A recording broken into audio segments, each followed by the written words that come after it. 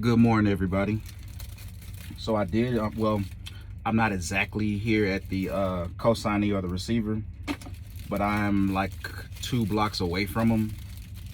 The receiver is in a very busy location, a very commercialized location, and they're off a busy street, a main street. So when I pulled up, there was and I'm gonna show it when I walk across, because I'm gonna have to walk 2 blocks to get back to this place, because there's no parking. It's maybe 3 trucks already here ahead of me. It's another truck right in front of me. I'm not sure if he's going over there as well. I believe he is, because his load is tarped. But it was so dark. I got there, my appointment was at 7. I got here at 6 15 or 20. Pitch dark. So I found the place. I parked. It was so dark I didn't know I was blocking the driveway. So I get out, I'm walking around, I see the loaders, unloaders, they're moving and I guess taking care of everything from Friday or whatever. Long story short, one of the guys said, "Hey man, you can't park right there, you're blocking the driveway." And I wasn't blocking the driveway, that the truck entrance for shipping and receiving. I was blocking, I guess, for the employees, because it's also an office building. But it was so dark I didn't know, and it's a little driveway. So I said, "Okay, sir, I'm sorry, I didn't know, it was my first time here." He's like, "Yeah," he said, "you'll have to find a place on the street to park, or go down the street to the it's called a Maverick travel center, and then walk back." I looked, I'm like, okay, there's no place to park on this street, it's too busy and the street's too tight. And I'm like, I ain't walking back from that Maverick, that's like a 6-mile hike. Nah. So I circled around the block a few times and I found this little area, and I saw this truck parked right here. Now he's blocking these people. This is a building right here, LG building, I believe. He's blocking their driveway, and he's in front of a fire hydrant. So I'm just behind him. And once I finish my breakfast, my Pop-Tart, because he said, he also said they don't open up until 7. But online it says they open up at 6. But he said that's just for us to get here. I was like, oh, okay. So it's a guy just pulled behind me. I'm gonna see if he hopefully he's just getting dropped off, because he like directly behind me. I think he's getting dropped off for work.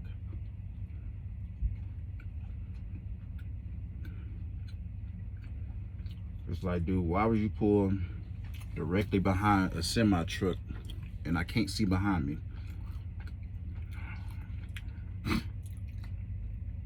He's not getting dropped off either. So that'll be interesting when it is time for me to move. I'm gonna have to, hopefully he left me some space so I can bag up. That's my fault. I should have left a big gap in between me and this guy. But I was trying not to block, because it's a business right here. I didn't want to block their front door, because I know that'll instantly make them call the cops. So that'll be interesting trying to get out of here. I already have a pre-plan. I'm going to a place I already been to. If you watch my other clips, my other videos, I'm sorry. I'm going back to the Carlisle plant here in Utah, picking up some more installation, and I'm taking it back to California. That's the place where the guy said he was going. Well, he said, "Oh, I'm not talking about me," where he said people beat me up because he said I skipped. I'm going back to that place. Picks up today. I don't know why they put a time over there. They told me they first come, first serve. So they got me picking up at 9 o'clock. That's not gonna happen. I'm still here. It's not even 7. They're not open. I have multiple trucks ahead of me, so that's not gonna happen. So I'll get over there when I get there. It's due Wednesday morning, and I believe I'm going to a mall. The exact location said of Burlington, so I'm not sure if the Burlington is being remodeled or what, but that's where the directions have me going.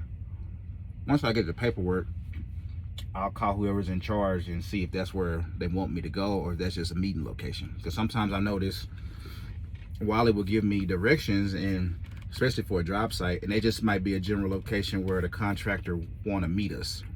And then we just follow them to wherever we're going. But once I know, I'm gonna let y'all know, and we'll I'm gonna show this one. I'll probably show it from the side mirror. My GoPro's not charged up, so you won't be able to, won't be able to see me pull the tarps down and fold them up. But yep.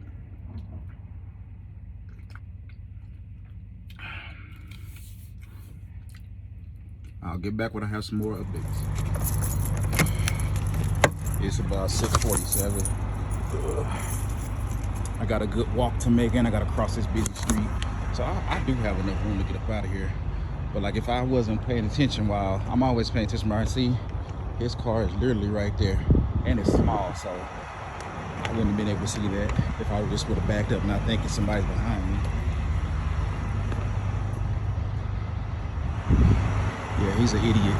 Why would you park that close behind a big truck that can't see behind him? It's just stupid.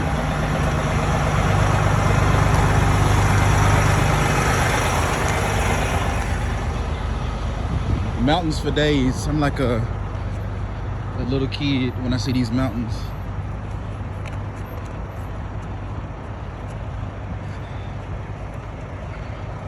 Now, I was too long to park right here, so I did see this. This guy's in his truck. He wouldn't move up, so I couldn't park back there. So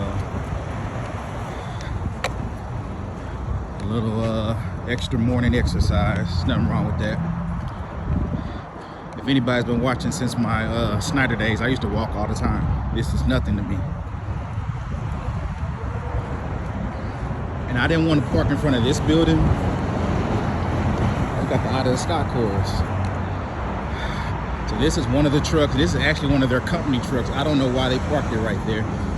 They know they have outside vendors coming. They should have parked that inside their yard. That's where I'm headed to, FBE.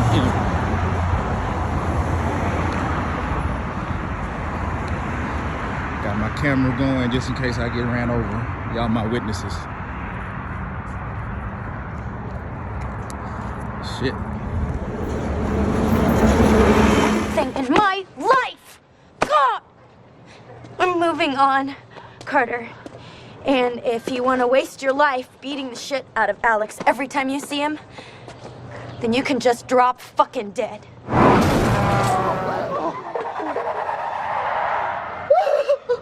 Thought that bus about to take me out. Final Destination style. It is a sidewalk, but it ain't much of a sidewalk.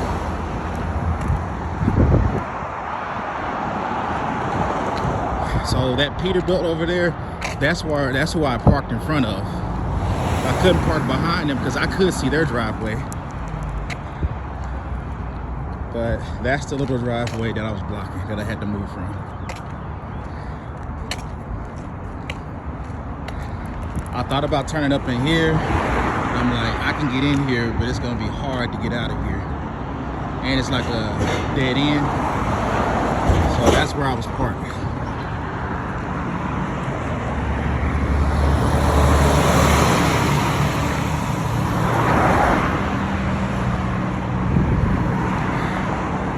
Boy, I gotta run across the street. There's a long line of people over here too. I thought I was only dealing with, I actually thought he was asleep. And I thought, okay, maybe because this truck had their lights on.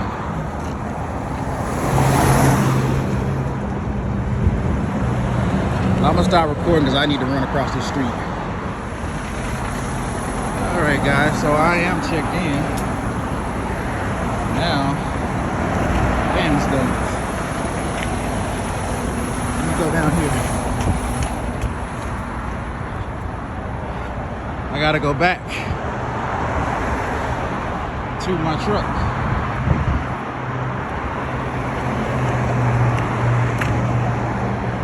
As you can see, it's very dangerous.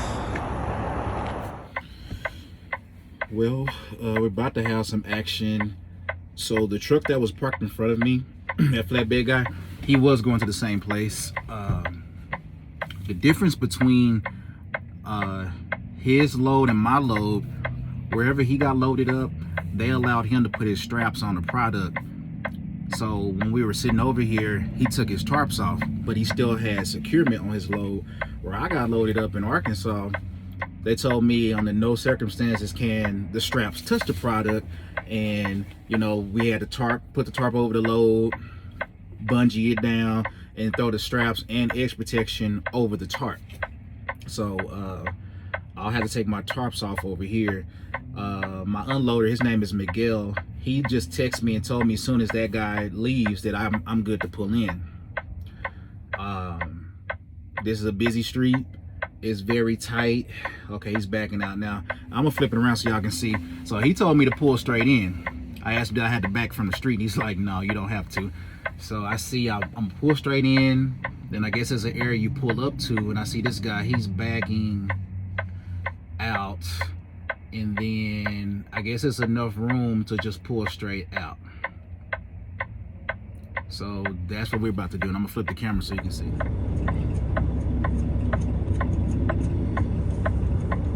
So there's well, you can't see him, he's on my right side. I'm just waiting for that truck to pull out.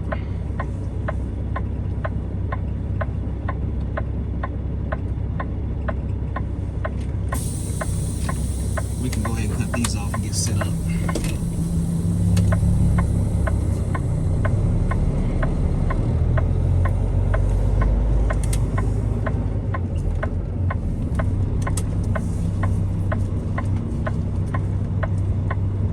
I must say, because of Prime Ink, stuff like this doesn't even scare me anymore.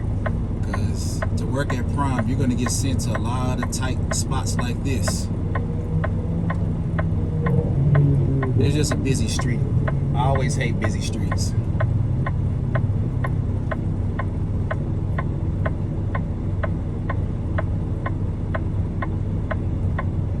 This street was busy. Y'all saw earlier. It was busy this morning at like 6 something. It was dangerous and hard for me just to cross the street. Now I'm trying to move this big semi truck across it.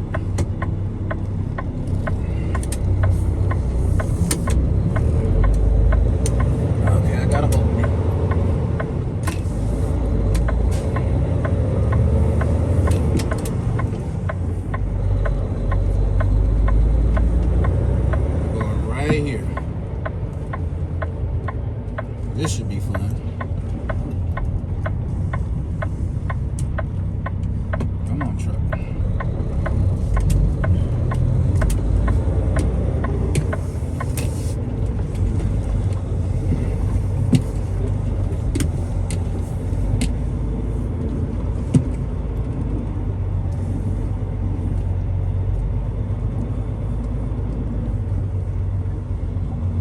I believe he pulled up right over here to this corner.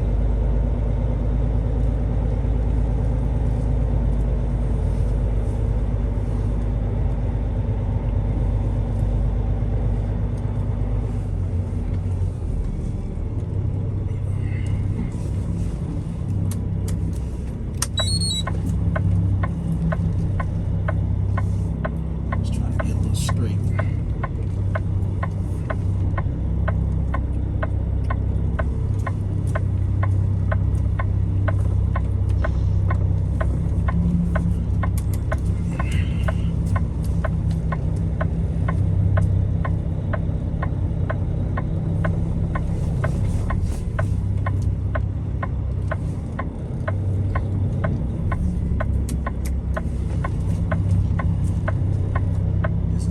Straight as I'm gonna be able to get it.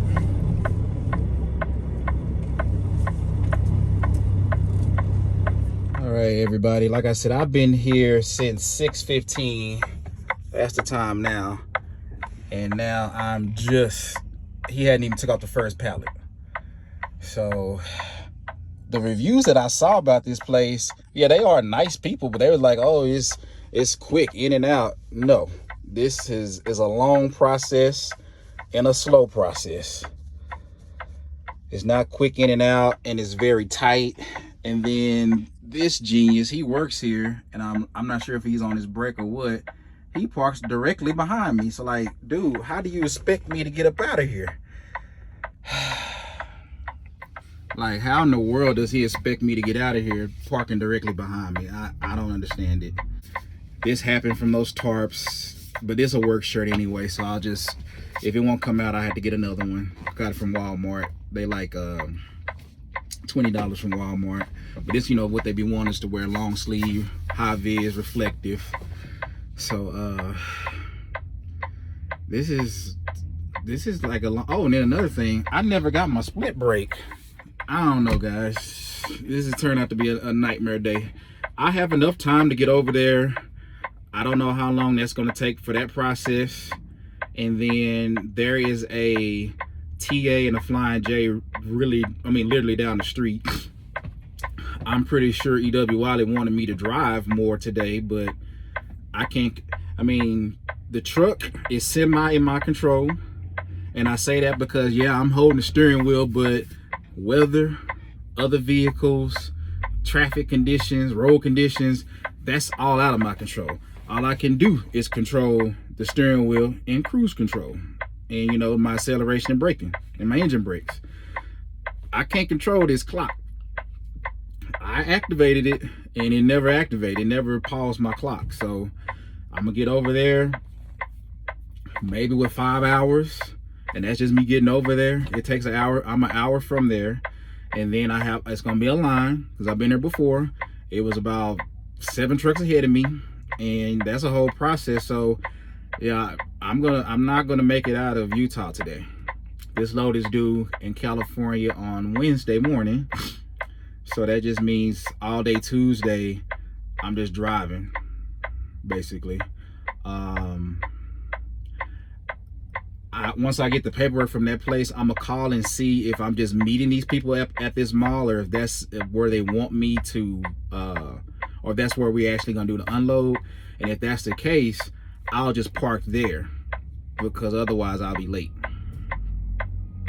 So yeah, we'll see.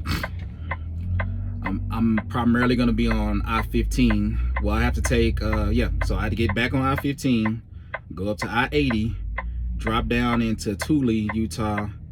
I'm picking up installation. I don't know how much installation. Take that to, right now it says Burlington on my notes. It's inside a mall. That's either the meetup place, or that's the place where we're gonna you know, do the unload, and then I'll just sleep there. But tonight I'm either gonna be at the Flying J or the TA. The Flying J, the parking there was tight. That's why the last time I was up here in Utah, I didn't park there. I just went to the TA. The parking was abundant. Ton of spaces. So that's probably where I'm gonna go. Yeah, I won't have no time to do anything else. So, like everybody say, that's trucking. I can't control the clock not working and not doing what it's supposed to do. I arrived here early. I did what I'm supposed to do. Notated everything on that logbook. This is not on me. Had it paused like it was supposed to do, my plan was to at least make it to Nevada, and I was gonna stop at a Love's, but that's not gonna happen tonight. I'm gonna still be here in Utah. Once we leave California, of course, I should be headed back east. I go on home time the following week. Guys, I can't make this up. So the guy, cool dude, and I get it. They started at 6 a.m., even though the office or whatever doesn't open up until 7. He's on lunch break. I can't make this stuff up. So, he on lunch break. I did call EW Wylie earlier and explain the situation, how, you know, what was going on. I'm still waiting to get pulled over here to get unloaded. And they said, okay, don't worry about it. You know, we'll take care of things on our end, which they did. They changed my appointment time for my other pickup was originally at 9 a.m. So they changed it from 10:30 to 12:30. The place is an hour and 20 minutes away from here. So I'm gonna call them again. They may be on lunch because they're an hour ahead, because I'm on mountain time, they're on central. and then I'll let them know, hey, I'm still here. The guy's on lunch break. He has some of the product on the forklift, but there's still at least, let me see, 1, 2, 3, 4 that I can see.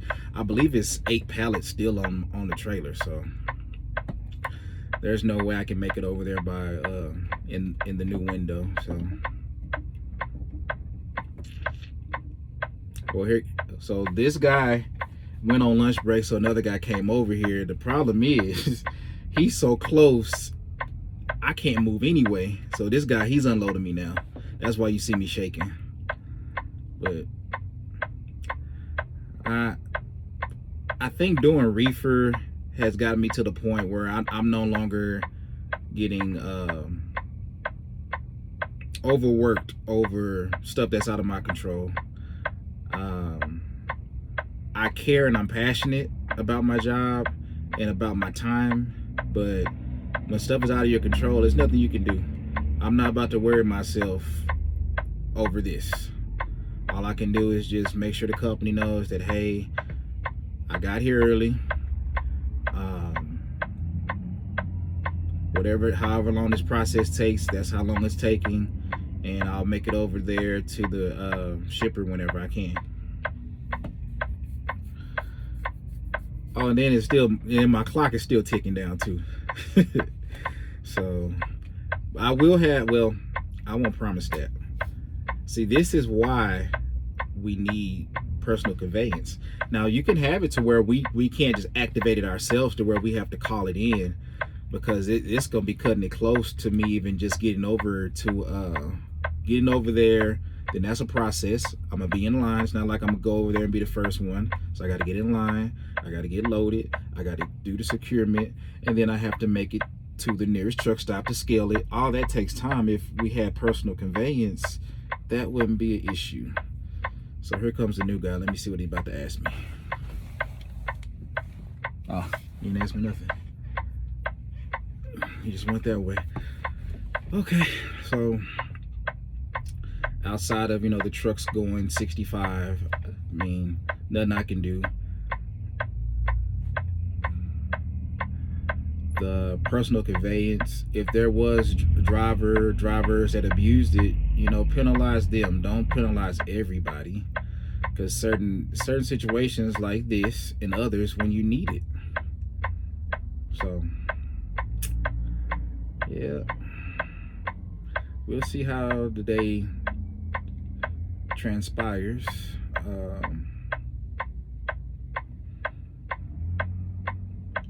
As of now, the note said I don't have to tarp the load. Last time I was here, I had to tarp it. So if I don't have to tarp it, that's a huge help too. And then that's all I'm doing is throwing straps on the insulation. Then that'll be cool. So yeah, I'm still at the co-signee or the receiver, whichever one you want to call it, waiting to get unloaded. And then I need to move my wheels. I'll probably do that when I get over there. I need to, move them, close my axles, because I'm going into a closed axle state. Going into California, they have to be closed. So I have to remember to do that. And then find a place to park. That's what's on today's agenda. Pick up my load, make it over to either the Flying J or the TA, and scale it.